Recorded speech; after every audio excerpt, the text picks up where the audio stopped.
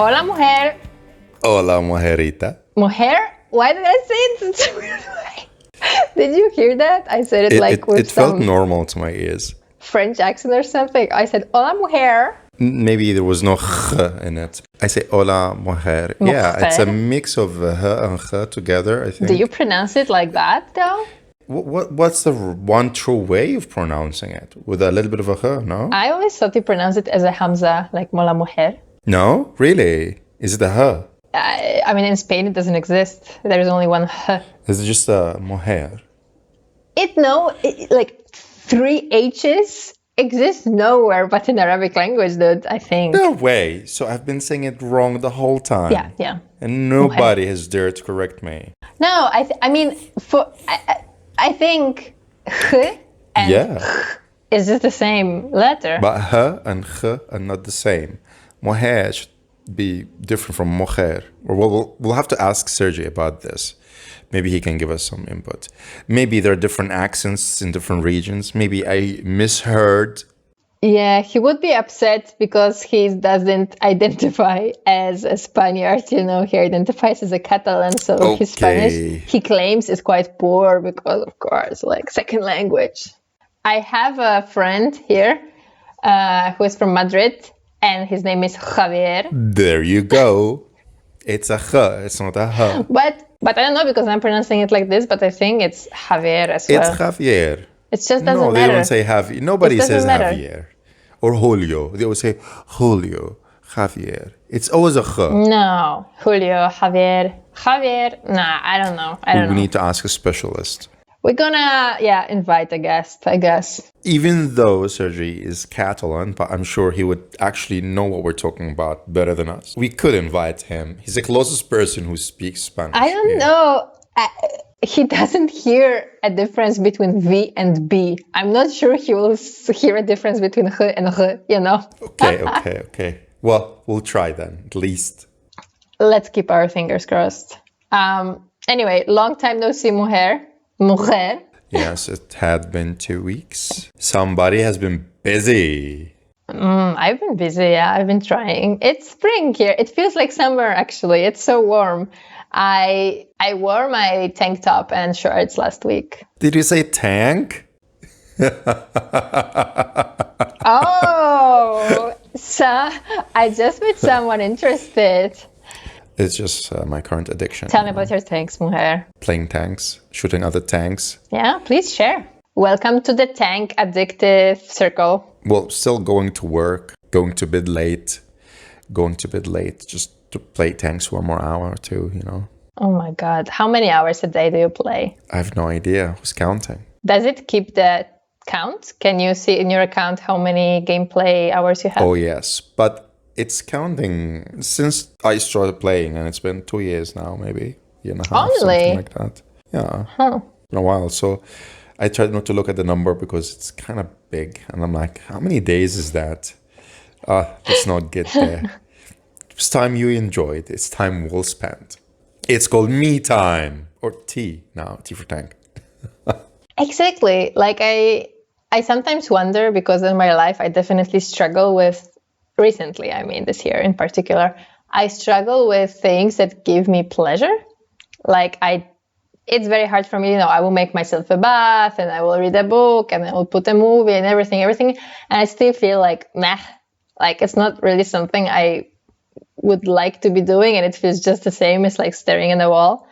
So I've been having these thoughts about what's the difference between addiction and actually just indulging in something you enjoy doing, Maybe your life is so imbalanced usually, like you dive fully, either it's work or playing tanks or keeping a super strict routine of learning languages and exercising and writing down and stuff like this. And I was waiting a little bit, when will you get tired of that? Maybe that's just your relapse. It's a relapse for sure. But yeah, indulging basically is something I tend to do. So you think you could stop anytime? That's how it works usually. Okay. But like, do I want to stop today? No. I want to play today. I want to play later after we finish recording. Yeah, I get it. So now it's my guilty pleasure. What's your guilty pleasure usually, Mojarita? Usually or recently? Recently. Okay, I recently have such a huge neon blinking bright guilty pleasure. I told you about it already. It's watching this stupid reality show, Love is Blind. It actually doesn't really feel like that much pleasure No? because of how like it just feels like a waste of time, but you kinda are like, why not? But it's entertaining, isn't it? Yeah, it's just like this empty entertainment, and all the time I'm thinking, Jesus, I wish I could be doing something else and stuff, but my boyfriend is there on the couch commenting like full on in that, and I'm like, I don't know, why not? Do I have a brain to do something else? Probably not. Like, did I earn sitting 1 hour on the couch in the evening? Yes, I did. Does it matter what I watch? Not really. Like, let's just, yeah, whatevs. So it's definitely like guilty pleasure, but I kind of accept it. Sorry for interrupting you, but I remember last week or this week, I don't know, at some point you sent me a video on Instagram of a Yeah. twin that got married. And that's love being blind. Hey, what's the story? Oh my God. It's such a difficult topic. Yeah, it's conjoined twins. Mm-hmm. And one of them is married to this other guy. The other is not. Yes. And they wanted to get married for some time, this man and this woman. But it was very difficult because the state in which they live in was identifying the twins as two people, like one body as two people. So it's illegal to marry two people. No, everywhere probably. To marry two sisters. No, like you could marry two people in some Muslim countries, but you cannot marry two sisters. I remember when I was like in junior high, I think we watched this or read this story about two twins, like a couple of twins. So there is two boys being twins and two girls being twins. And they intermarry. Beautiful. Now they have double cousins, just like my family. Two boys married to sisters. They're just not twins, you know? And now we have like cousins being best friends forever and stuff. That's good. For some reason, it made me so sad. I remember I was just like, what a waste of new connections. I don't know. Like, I was like, oh my God, you're just cutting half of possible, like, I don't know why I was thinking about it this way, but I find it so wrong, so wrong. I think it's the most ideal way to go. I don't think it can ever get better than that for them. I think if I had a brother and we're like connected in body, I'd rather be with two people who are in the same situation than with two different people. We'll be more relatable, we'll have more in common. It's gonna be easier for everybody because the struggle, whatever kind of struggle we'll be having, will be similar. Imagine. So another question then, because that's also something I was thinking about today. How relatable do you actually want your partner to be? Because actually, usually people match because of the differences they have, not because of the similarities. I remember I've been dating this guy at some point, I was dating this guy at some point, and I met with my ex at the time, just for a coffee, like to check up after years how we are doing. And I was telling him about it, like, oh my God, he's so similar to me. Like, we even went to school together at some point, and we have similar friends, and we are this and we are that, and we have similar ambition. And I feel so comfortable, like crazy, because I just know how he reacts. And he said, like, all right, like, go for it, you know? And I said, well, it feels like being with myself a lot. Like it doesn't feel right at some point. Like, it feels attractive, but so useless.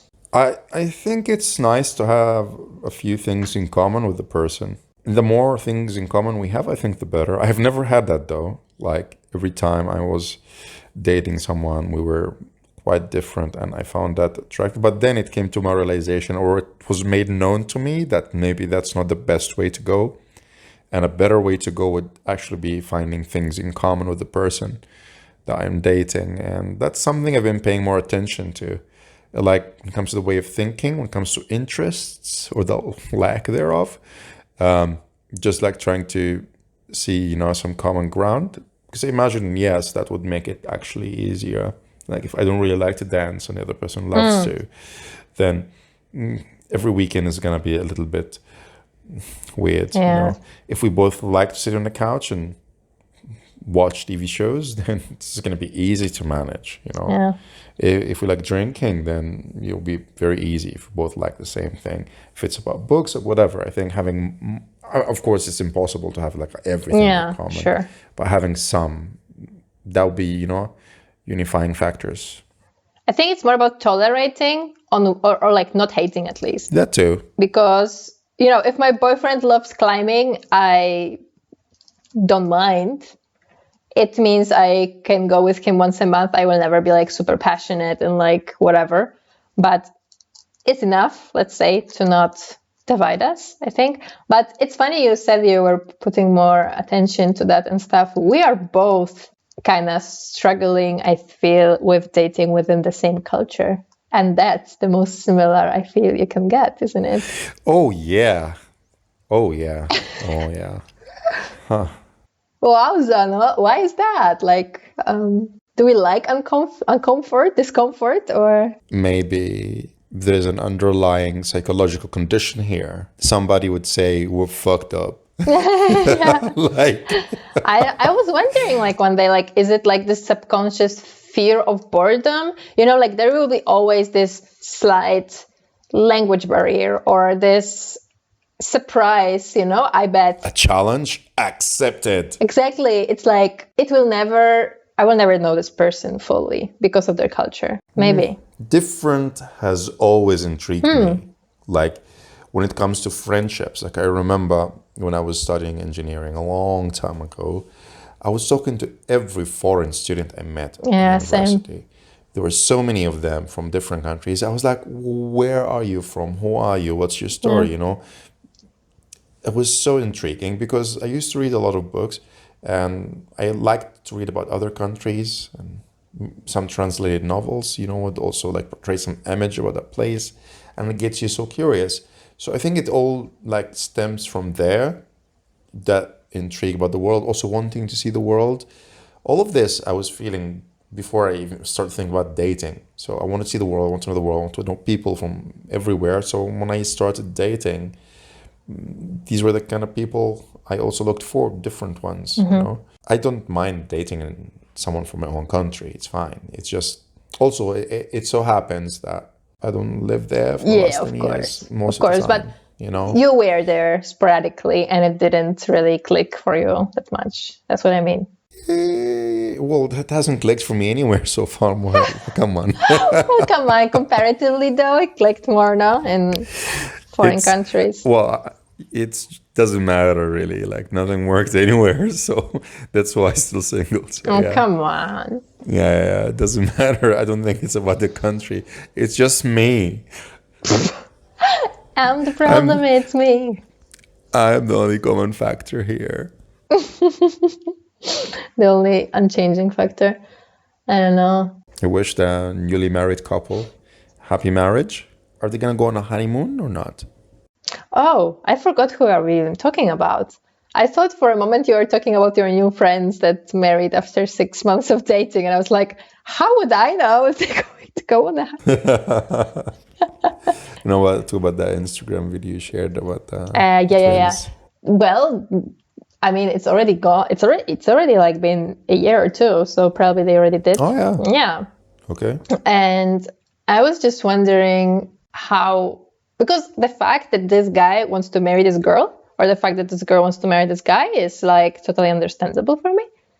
But I'm wondering how the sister feels. Like, is it possible, you think, for the guy like being married to a conjoined twin to not?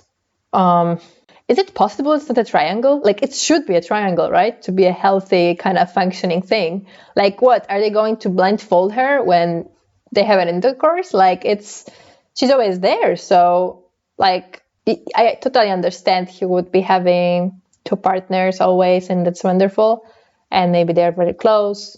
But the fact that he's just choosing one and not the other is very confusing to me. How would you feel? I don't know, this is too much for me personally. Like, I don't imagine it's the easiest thing. For sure. And it must be like 3 people relationship, no? Like if this conjoined unmarried twin feels like she's overwhelmed, she needs space, whatever, and the others have different needs, it cannot be like outweighed. Like, I don't know, right? Like, Yeah, but I mean, the two ladies have been together for every second of their lives. So I'm sure the way they approach things would be a little bit different, at least a little bit different from how we're used to be sure. dealing with things. I think so. So I don't think we're going to be able to imagine exactly what's happening. But I'm just saying, like, maybe that's a little bit of a complex situation. Somehow they're all consenting adults who manage to make a deal and commit to it and getting married and having a family. So can you? That's a lesson learned. So can I? So can everybody? That's all. That's what we learn here. This is beautiful. This is Yeah, I love the inspiring. lesson you're bringing They out of did it. it. They did it. We can do it. Why not? Remember, you can get married and have a family. All right, all right. Make me a godfather. I mean, yeah, you bet, man. Like everyone knows about it, so there is not even a way out of this anymore. When we were talking about like choosing a partner, like interculture and stuff like that, did we start talking about Love Is Blind? We mentioned Love Is Blind. Were there people from different countries there? No, they're from one country. Damn it, this episode is so chaotic. I got the feedback from Sergi. It's normal. Yeah, but I got a feedback from Sergi after listening to episode 11 that it was not that good because our podcast should be more structured and consistent and everything. And I'm like, that's not how we talk. That's not how anyone talks. And don't talk to me about some ADHD crap or whatever. This is normality, okay? This is like the baseline. Anyway, coming back. When we're talking about like differences, cultural differences, and how similar your partner should be to you and everything, through growing, there's this book that I read when I was 20 years old, maybe. It's called Date or Soulmate.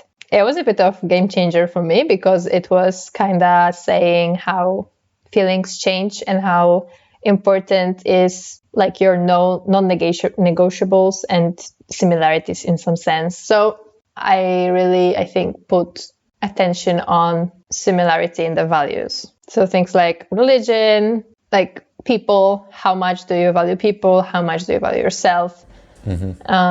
Family, how do you feel about traveling and everything, because it's a big part of my life. So how international can you get, let's say, I would imagine. Okay. How important is like feelings for you, because that's what I'm struggling a lot with. So for sure it must be. So like I just have these 5, even like undefined, but like just somewhere in my thoughts. And if I can connect on this level with someone, I would just like be, I don't know, like that's enough. Like that's the first step of enough, because everyone will be different. Everyone will be different after that. Yeah, of course. So you look at the values first before the interests. I do. Like you would say, okay, travel first before art. Yeah, oh, definitely. Yeah. Okay. Definitely. Because, or like, I don't know, the guy can be, into sport and into money, or I don't know, whatever boys are into. Which he is. Yeah, that's okay. That's true. I meant more like football, or I don't know. Okay. Gym. I don't Climbing. know what guys are. Crypto. Yeah, exactly. And then not like art, and I get it. But if someone is just sensitive about this experience called life, and people oriented and a bit spiritual, then we will appreciate each other's forms. Like Sergi is not a huge art fan, but I think this is something now. You're spare me now. It's something I'll be paying attention to. Similarities in the values more than the interests. Yeah. Like looking back, I do see that I had something like travel. That was a common theme, I think, between myself and the people I dated. I do understand that though, because travel people are having so much in common. Like, it's not only travel, it's the attitude, the lifestyle, the value system is pretty much there. If you think the best way to spend 3 months of your life is like being in a farm in some like country no one ever heard of, like that's a huge value. You value experience, you value new people, you want to learn through difficult actions and stuff like that. Like I feel, that's important. And I think also, while coming back, that's probably why I'm less attracted to people of my culture, maybe, because this like international element was always with me, and that's a set of values on its own, Okay. I think also for me, because maybe dating within my culture naturally and automatically brings in all the elements that I do not really like. Religion, you mean? There is marriage and how it happens, all the deals around it, all family agreements on both sides, debates, arguments, fights. It's not just you and the other person, it's a lot of people. I see. It Getting comes with involved. It always comes with a lot of people, which can be really nice if the people get along, but maybe 80% of the time they don't get along so much.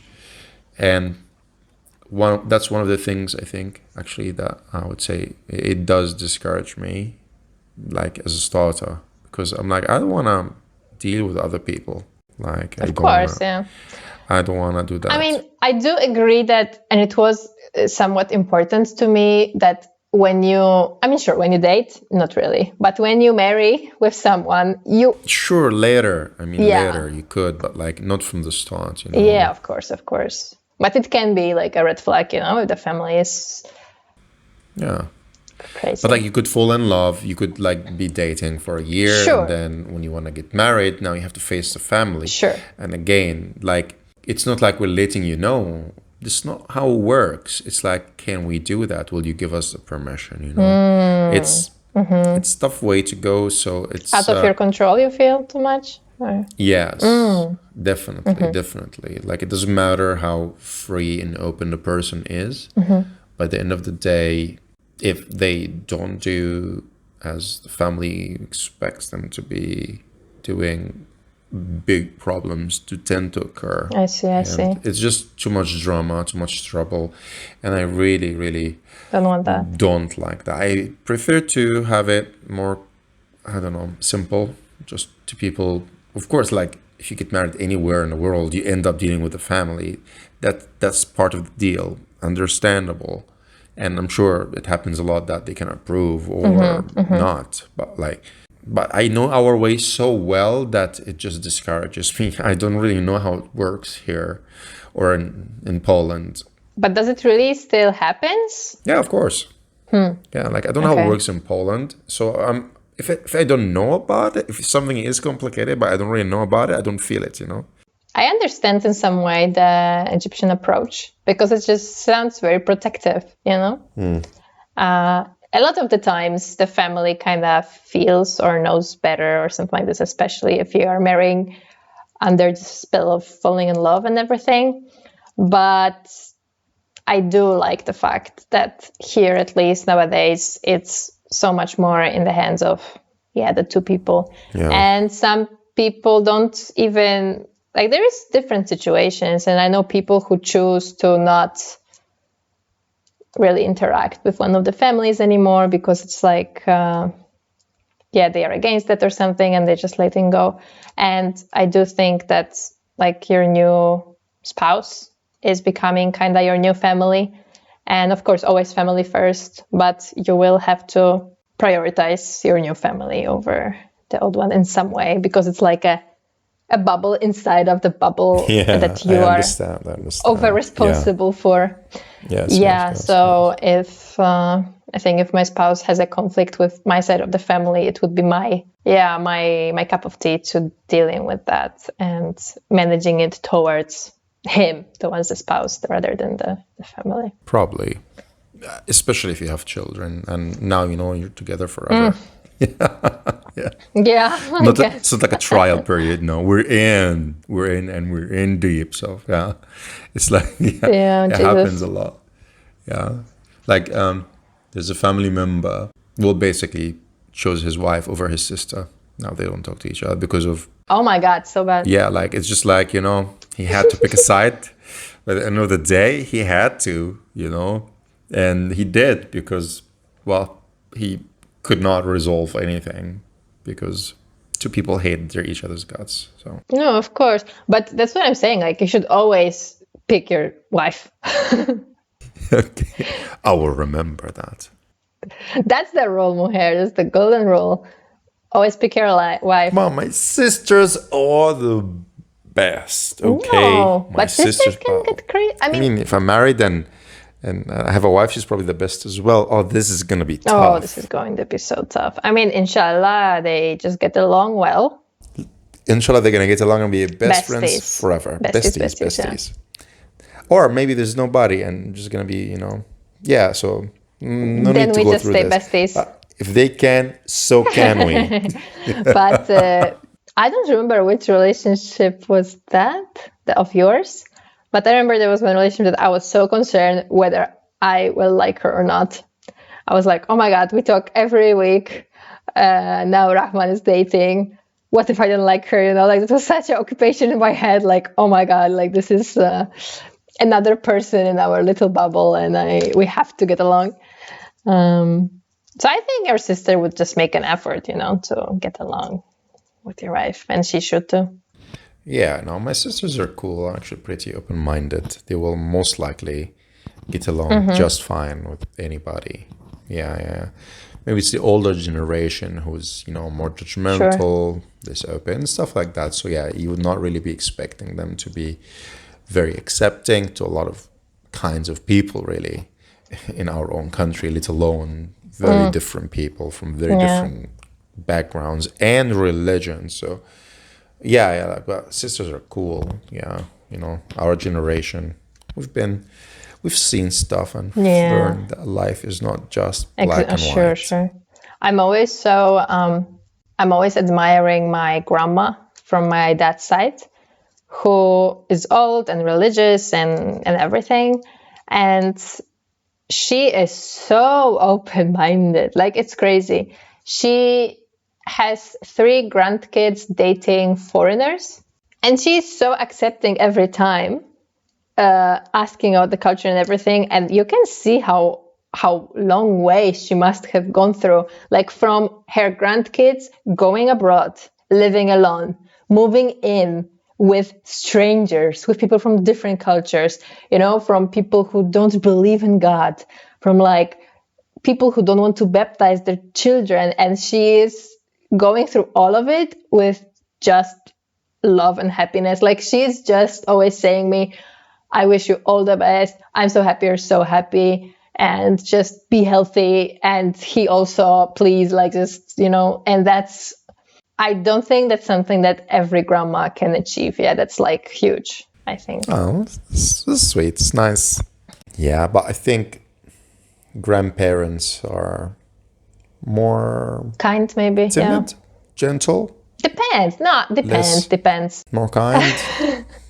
More tired than parents. Maybe. They still don't have all the energy for fights and arguments. And my grandparents from the other side are not like that, though. So I think that's kind of special. Yeah. I'm not going to keep you much longer. I know you have to work.